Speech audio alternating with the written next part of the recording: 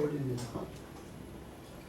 예수께서 예루살렘에 이르러 성전에 들어가사 모든 것을 둘러보시고 때가 이미 저물매 12 제자를 데리시고 베다니에 나가시다가 이튿날 저희가 베다니에서 나왔을 때 예수께서 시장하신지라 멀리서 잎사귀 있는 한 무화과 나무를 보시고 그 나무에 무엇이 있을까 하여 가셨더니 가서 보신즉 잎사귀 위에 아무것도 없더라. 이는 무화과의 때가 아니니라.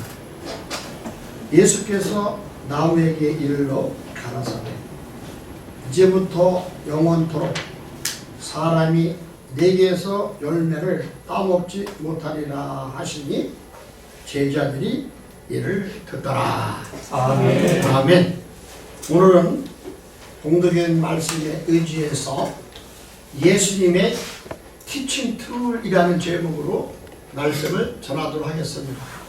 제가 제목을 좀 잘난 척함이라고 티칭 예수님의 그 교육 방법, 교육 도구 이렇게 좀 이해하시면 여러분들 아시겠지만 이해하시면 좋을 것 같아요. 그래서 작년에 뵙고 올해 처음 뵙죠? 네. 1년씩 이렇게 가지고 한입사님 1년 만에 뵙네. 신명기 8장 8절 말씀에 보면은 그 가나안 땅에서 나오는 중요한 그 곡식 열매들이 이렇게 나열이 돼 있어요. 근데 그 가운데 하나가 무화과입니다. 그래서 그만큼 이스라엘 백성들에게는 이 무화과라고 하는 것이 굉장히 친숙하죠. 그런데 이스라엘 사람들의 생활과 종교에서 아주 밀접한 관계를 가지고 있는 무화과 나무를 열매와 무화과 나무를 가르치는 교육 도구로 예수님은 사용하셨습니다. 그래서 이 무화과가 우리들에게 주는 어떤 그 메시지는 무엇이냐면 그러면은 첫 번째로는 열매 맺는 성도를 원하신다는 거예요. 예수님이 오늘 본문 말씀이 그렇죠. 예수님이 시작을 하셨어요. 그런데 그래서 그 무화과 나무에 가까이 가서 무엇을 얻을까 가셨는데 거기서 아무것도 얻지를 못했죠. 무화과를 얻고자 가셨는데 무화과를 못 얻으셨어요. 그래서 무화과 나무에게 저주를 합니다. 그래서 그런데 오늘 본문 내용을 좀 유심히 우리가 한번 자세히 살펴보면은 우리가 생각이 문제가 있다는 것을 알 수 있죠. 그래서 오늘 본문 마가복음 11장 13절 말씀에 멀리서 잎사귀 있는 한 무화과를 보시고 또 그 나무에 무엇이 있을까요? 하셨더니 가서 보신즉 잎사귀 위에 아무것도 없더라. 이는 무화과의 때가 아닙니다. 그런데 왜 때가 아닌데 저주를 하셨을까? 여러분 이 구절 읽으시면서 의문을 가져보신 적 있으신가요? 여러분 뭐 공부 많이 하시니까 여기 보면 왜냐하면 무화과의 때가 아닌데 이거를 보면은 마치 이제 막 기는 아이를 보고 야 100m 달리기 너 15주에 뛸 수 있어? 13주에 뛸 수 있어? 이거하고 똑같은 그런 내용이거든요. 그렇다면 예수님께서 진짜 화를 내신 이유가 무엇일까? 예? 무화과 나무를 보고. 그리고 이 사건을 통해서 우리들에게 주시고자 하는 교훈 또 교육 이것이 무엇인가? 여기서 우리는요 두 가지를 우리가 한번 살펴봐야 돼요. 이 무화과 나무를 무화과 열매와 무화과 나무에 대한 것을 두 가지를 살펴보는데 이스라엘에서 무화과 나무에 잎이 나고 열매가 맺는 시기, 때가 있다는 거예요. 모든 과일 나무는 다 그렇죠. 근데 그 이스라엘은 여러분이 잘 아시지만 우기가 10월에서 그 다음에 3월달까지 그리고 건기가 4월달부터 9월달까지 건기입니다. 비가 오지 않죠. 근데 이제 우리나라 나무도 마찬가지지만 겨울에는 항상 가지만 남죠. 모든 나무들이 그렇죠. 그런데 무화과 나무는요, 우기 끝나는 2월 달에서 3월 달에 작은 잎이 나오기 시작합니다. 그런데 때는, 본문 내용은 무엇이냐면 무화과의 때가 아니라는 거예요. 이 이스라엘 무화과 열매는요, 두 가지 종류로 이름을 나눕니다. 봄철, 파게라고 해요. 파게. 이른 봄에 잎사귀와 함께 처음으로 열리는 열매, 무화과, 파게. 이 열매가 맺을 때는 어느 때쯤이냐면 6월절 때쯤 됩니다. 그런데 이 파게는요, 맛이 없어요. 상품 가치가 없습니다. 그렇지만은 이 상품 가치가 없는 이 파게 열매를 따줘야 돼요. 근데 사람들이 일일이 그것을 따주기보다는 지나가는 나그네나 이런 사람들이 그걸 따먹기를 바래요. 그래서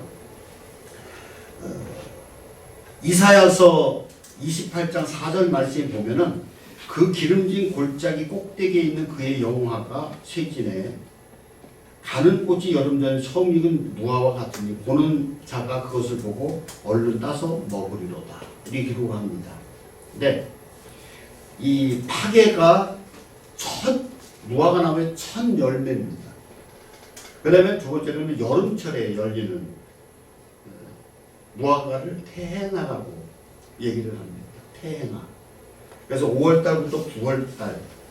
그래서 1년에 한 4차례, 4번에서 5번 정도 열리는데, 그래서 우리가 이스라엘 사람들의 입장에서 오늘 본문 말씀을 다시 정리할 필요가 있습니다. 왜냐하면 예수님이 이 무화과 나무를 발견할 때는 6월절 때쯤 된다고 말씀드렸죠. 근데 이때는 무화과 열매가 여는 그런 시기가 아닙니다. 그러면서 이스라엘 사람들의 문화를 정리하면 다음과 같습니다. 오늘 본문 말씀에 12절로 14절까지 이튿날 그들이 베다니에 나왔을 때 예수께서 시장하신지라 멀리서 잎사귀 있는 한 무화과 나무를 보시고 그 나무에 무엇이 있을까? 요거는 이제 파게가 있을까? 가셨더니 보신즉 잎사귀 외에는 아무것도 없는지라. 이는 무화과, 태나, 그러니까 4월달부터 9월달까지 열리는 태나, 요 열매가 아닌 것을 주님은 분명히 아셨다는 거죠. 그러면서도 예수님은 나무를 향해서 이제부터는 영원토록 사람이 내게서 열매를 따먹지 못하리라. 이 저주를 하십니다. 그러면 오늘 본문 말씀과 예수님의 행동에는 아무런 문제가 없었던 것을 알 수 있는데 예수님이 원하신 것은 태나의 열매가 아니라 파게의 열매죠. 이 처음 맛이 없는 상품 가치가 떨어지는 파게라고 하는 이 때가 아닌 것을 예수님은 아셨고 파게의 열매를 원하셨습니다. 그렇지만 예수님은 무화과 열매, 파게, 처음 여는 열매 이것을 아셨음에도 왜 나무에게 저주를 하셨습니까? 그러니까 이 파게의 열매를 열지 못하면 태나가고 하는 상품 가치가 조금 맛있는 무화과를 열 수 있는 길이 없어요.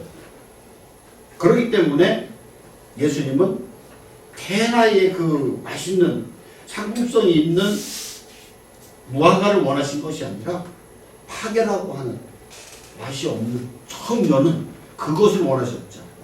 그래서 봄철에 이 열매를 맺을 수 없으면 가을철에도 열매를 맺을 수 없다는 겁니다. 그래서 예수님은 우리에게 무엇을 요구하시냐면 진실된 성도를 원한다는 거죠. 진실. 우리가 뭐를 크게 하고 뭐를 어떻게 하는 것보다도 정말로 주님 보시기에 아름답고 진실된 성도. 그래서 요한복음 1장 47절부터요 보면은 누구하고 예수님과 나다네라고 한 대화가 나타납니다.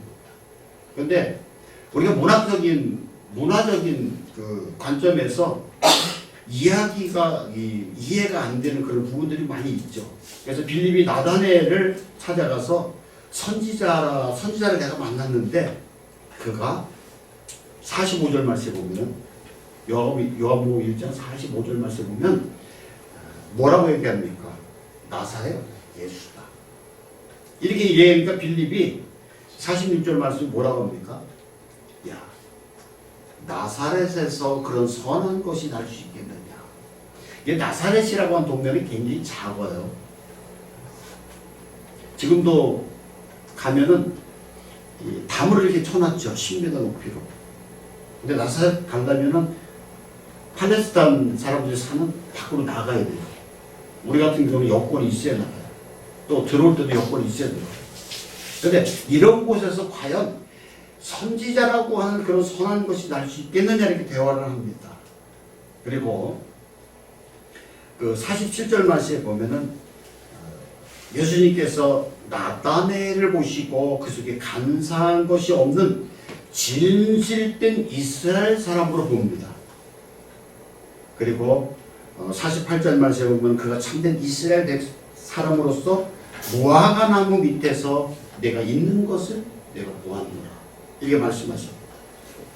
그러면서 49절 말씀에 이때에 나다네엘에게 놀라운 변화를 가져오죠. 어떤 변화입니까?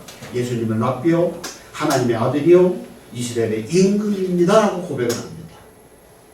도대체 무화과 나무에 어떠한 사연이 있기에 이러한 대화가 오갈 수 있었을까? 이해하기 어려운 그런 사건인데 이 대화를 이해하기 위해서 무화과 나무에 대한 이스라엘 사람들의 생각을 좀 우리가 알아야 됩니다. 죄송해요. 설교가 공부 비스무리해서 그런데 여기에 굉장히 중요해요. 이 무화과 나무 열매에 대한 이 부분들이 우리 신앙의 생활하는데 굉장히 중요한 부분입니다. 그래서 무화과 나무는요 이스라엘과 평화를 상징합니다. 입이 무성한 여름철에는 우리나라도 마찬가지지만 입이 굉장히 무성하죠. 왜냐하면은 무화과 나무를 좋아하는데 왜냐하면은 열매를 맺으면 약으로도 사용될 뿐만 아니라 그늘을 제공하죠. 우리나라는 여름에 그늘로 들어가도 덥잖아요. 그런데 여기는 중동 지역은요 이렇게만 가려도 이렇게 시원해요. 굉장히 건조하거든요. 그래서 그늘만 조금만 줘도 굉장히 시원하거든요. 그러니까 무화과 나무가 그 밑에 들어가면 굉장히 시원하죠. 또 성경을 보면은 무화과 나무는 평화를 상징하는 나무로 여겼죠. 열왕기하 18장 31절, 열왕기상 4장 25절 말씀에 무화과 나무 그늘에서 포도주를 마시면서 노래하는 것이 이스라엘 사람들이 바라는 평화의 상징입니다. 그 다음에 두 번째로는요, 무화과는요, 율법을 상징합니다. 여름철 무화과 열매는 단맛을 내고 버릴 것이 하나도 없는 그런 열매죠. 그래서 이스라엘 사람들은 무화과 열매를 하나님의 토라, 즉 율법을 상징하는 것으로 얘기를 합니다. 왜냐하면 하나님의 말씀은 어떻다고요? 꿀송이와 같다. 버릴 것이 없는 꿀송이와 같이 달다. 이렇게 표현을 하죠. 그렇기 때문에 율법, 토라로 생각을 합니다. 그러면서 무화과 나무를 나타내는 단어는 특별한 의미가 있습니다. 히브리어는 테헤나입니다. 무화과 나무, 테헤나. 그런데 이렇게 되죠. 우리 김갑도 목사님 그 히브리어는요 항상 동사를 취해서 명사로 만들어놨거든요. 맞죠? 네. 나도 똑똑한 것 같아. 그래서 이 무화과 나무를 나타내는 테헤나 동사는 안합니다. 그리워하다, 애도하다, 만나기를 바란다, 찾다, 구하다, 무엇인가를 안으려고 기쁜 일을 찾아서 헤맨다, 뭐 이런 뜻을 내포하고 있는 단어인데, 그래서 그 무화과를 나타내는 명사는요, 태어나는 찾고 구하고 바라고 애도하고 그리워하는 의미를 내포하고 있습니다.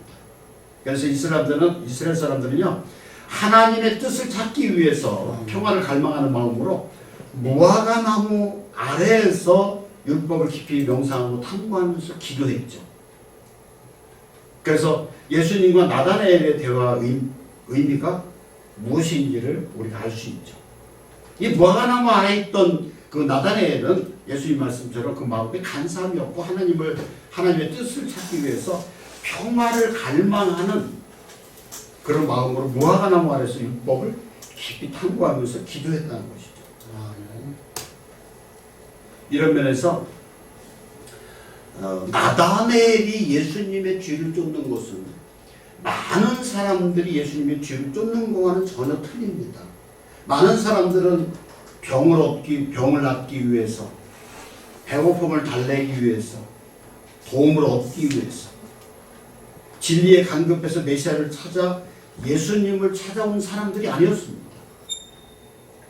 오늘날 우리가 신앙을 갖고 믿음을 갖고 있다고 하지만 많은 사람들이 정말로 그 메시아의 진리와 예수 그리스도의 부활에 대한 그것을 쫓는 사람들이 몇 프로나 될까요? 병 낫기 위해서, 부자 되기 위해서, 자녀 축복받기 위해서. 물론 중요해요. 이 살다 보면 물질 굉장히 중요합니다. 건강도 중요해요. 자식들 좀 출세하는 것도 굉장히 중요해요. 안 중요할 수가 없어요. 그런데 먼저 우리는 그렇죠. 그의 나라와 그의 의를 구하라. 먼저 하나님의 뜻이 무엇인지를 쫓고 그러면 하나님은 자연적으로 자녀들의 모든 문제들 이런 것도 해결해 주신다는 거예요. 하늘에서 뚝 떨어지는 거 아니에요. 물질도 하늘에서 뚝 떨어지는 것이 아니라 가장 좋은 방법으로 좋은 방향으로 주님 우리를 인도해 주신다는 거예요. 그러니까 하늘에서 뚝 떨어지는 거 아니에요. 막 돈 뭉치가 달러 뭉치가 뚝 떨어지는 거 아니에요. 그냥 하나님이 우리 삶 가운데서 가장 좋은 방향, 내가 할 수 있는 좋은 방향으로 인도해 주시는 것이 축복이에요. 그런 이유에서 예수님은 사람들에게 자신을 의탁하지 않았어요. 진실된 신앙인 나다나엘에게 의탁을 하시죠. 요한복음 2장 24절 25절 말씀에 이렇게 기록합니다. 예수께서 그의 몸을 그들에게 의탁하지 아니하였으니 이는 실히 모든 사람을 하시며 또 사람에 대해 누구의 증언도 받으실 필요가 없으니 이는 그가 친히 사람 속에 있는 것을 아셨음이니라. 이렇게 기록합니다. 또 요한복음 1장 49절에 나다나엘이 대답하되 납비여 당신은 하나님의 아들이시오 당신은 이스라엘 임금이옵소이다. 이렇게 고백을 합니다. 그래서 오늘도 예수 그리스도가 많은 사람들에게 증거되기를 원하지만 그렇다면 어떤 사람에 의해서 증거되기를 원하시냐면 진실된 성도들에게 의해서 예수 그리스도가 증거되기를 원하십니다. 물론 다 전도할 수는 있죠. 그런데 그 중에서 특별히 진실된 성도를 통해서 당신의 모든 것들이 전파되기를 원하신다는 거예요. 그러면서 우리 성도들에게는 깨어있으라고 얘기를 합니다. 좀 답답하죠, 목사님?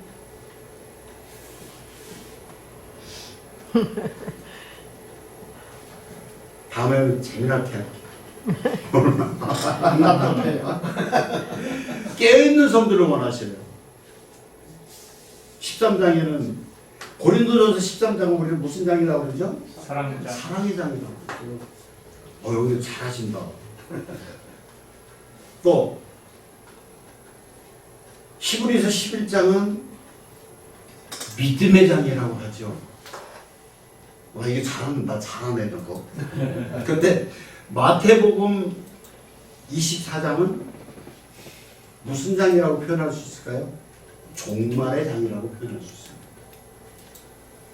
그런데 왜냐하면 마태복음 24장은요 예수님께서 마지막 때에 되어질 일에 대해서 말씀하셨기 때문에 그렇습니다. 마지막 때에 깨어있을 것을 교훈하면서 사용하신 교육 자료가 바로 무화과예요. 아멘. 마태복음 24장 32절로 33절 말씀에 뭐라고 했습니까? 무화과 나무의 비유를 배우라. 그 가지가 연하여지고 잎사귀를 내면 여름인 줄을 아나니 이와 같이 너희도 이 모든 일을 보거든 인자 가까이 곧 문 앞에 이를 줄을 아노라. 이 비유합니다. 여기서 우리는 분명한 사실을 두 가지 유추해 볼 수가 있는데, 첫째로는 무화과 나무에 잎사귀가 나오면 여름이 가까운 줄 알라라고 하는 말씀입니다. 마지막 때, 마지막 시기가 언제냐고 하는 것을 무화과 나무를 통해서 우리에게 교훈하고 계시죠. 왜 그러냐면 이스라엘도 역시 마찬가지로 사계절을 알아볼 수 있는 나무가 무화과 나무이기 때문에 그렇습니다.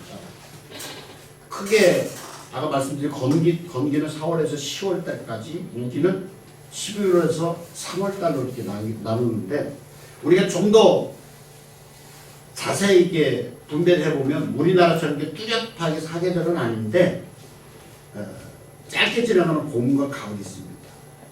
우리나라는 사계절을 알 수 있는, 그런데 이스라엘 나무를, 이 무화과 나무를 보면서 사계절을 알 수가 있는데 어느 때냐면 12월에서 2월달, 이때는 모든 나무가 떨어져 희색으로 변하죠.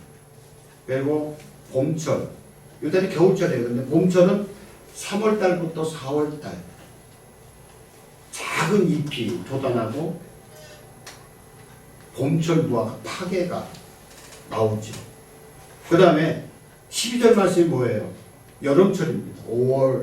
5월에서 10월달 잎이 자라고 무성한 잎이 나오고, 그 다음에 열매, 테나라고 하는 열매가 나오는 것. 그리고 가을은 11월 달인데 무화과 나무에서 수액이 나와서 끈적끈적한 그런 때입니다. 이렇게 알려주죠. 때가. 무화과 나무는 정확하게 우리나라처럼 뚜렷한 계절은 없지만 이 나무를 통해서 봄, 여름, 가을, 겨울을 분명하게 여기서 보여주고 있거든요. 그러면서 여름이 오면 마지막 때라는 거예요. 마태복음 24장 30절로 33절 말씀에 보면은 예수님이 두 번째로 가르치신 사실은 여름이 오면 그때가 마지막 때라. 왜 여기서 여름하고 결부를 시켰을까? 우리나라도 여름 그럼 어떻게 해요? 팥빙수 팥빙수 먹어야 돼. 그래서 우리 저기 팥빙수 맛있게 합니다.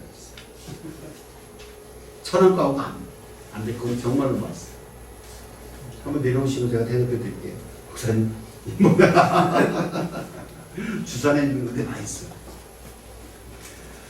그런데 이스라엘 사람들에게는요, 여름 되면은 정말 죽음, 이거를 의미합니다. 근데 여기 두 가지 이유가 있어요. 계절에 대한 관습 때문에 그렇습니다. 우리는 사계절을 봄부터 시작해가지고 한 해가 끝나는 때는 어느 때예요? 겨울 때죠.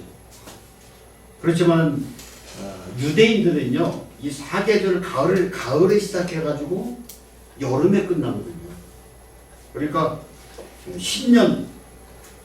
신년은요, 우리나라 양력으로 9월에서 10월 달이에요. 신년. 우리는 1월 1일이잖아요. 근데 유대력은요, 9월에서 10월 달이 신년이에요. 여름이. 그래서 가을에 새해가 시작되고 여름에 한 해가 끝납니다. 그다음 두 번째는요, 언어 때문에 그렇습니다. 시부리였죠.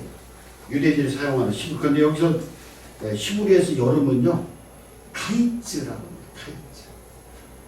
안나희 집사님? 김 집사님? 아, 이거 틀릴까봐. 그리고 종말을 캐츠라고 합니다. 캐츠. 나중에 틀렸으면 원어 선생님 가르쳐주세요. 두 단어가 같은 동사인데 카바츠에서 뿌리를 두고 있기 때문에 그렇습니다. 카바츠. 히브리어 동사 카바트는요, 떨어져 나간다, 두려워한다, 벌벌 떤다, 절단하다, 오염되다, 시들다, 병들다, 죽어가다, 이런 다양한 그런 의미가 있습니다. 그래서 여름 카이츠는 시들고 병들고 벌벌 떨고 드디어 주하는 뜻으로 이해가 됩니다. 여름이 오면 함심이라고 하는 동풍이 불어오죠, 이스라엘. 그러면 이스라엘의 산성과 식물은 순식간에 타들어갑니다.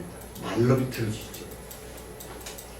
모든 것이 타버리고 끝장난다라고 생각하는 여름, 카이츠, 그리고 정말 해츠. 그래서 예수님은 때를 알아볼 수 있는 무화과 나무 잎에 나면서 여름 즉 마지막 때가 가까운 줄을 알라, 이렇게 말씀하십니다. 그런데 예수님께서 비유로 사용하신 무화과는 이스라엘을 상징하죠. 이스라엘은 주 70년 예루살렘 성벽이 무너졌죠. 그리고 2000년 이상 유리하면서 살았습니다. 그리고 1948년도에 이스라엘이 재건되죠. 자, 우리는 지금 마지막 때에 살고 있는 것은 분명하죠. 자, 여러분 모두가 그렇게 생각하죠. 지진이 나죠. 분쟁이 일어나죠. 오가는 소식도 빨라지죠. 그리고 사람들은 이성적인 것보다는 감정적이고 평화를 보다는 충폭하게. 그래서 서천에 화양이라고 하는 곳에 16살짜리가 불을 질렀죠. 누워 사는데 불을 질러놓고 한참 보고서 쳐다보고서는 왜 그랬냐 그랬더니 불장난을 한번 해보고 싶었다, 이렇게. 아무 이유도 없이. 그러니까 지금 세상이 아이들의 마음이, 정서가 그저 그냥 장난해요. 그러니까 게임하고 현실하고 이게 매치가 안 되는 거예요. 이 게임은 게임이고 현실은 현실인데 게임이 안 되는 거예요.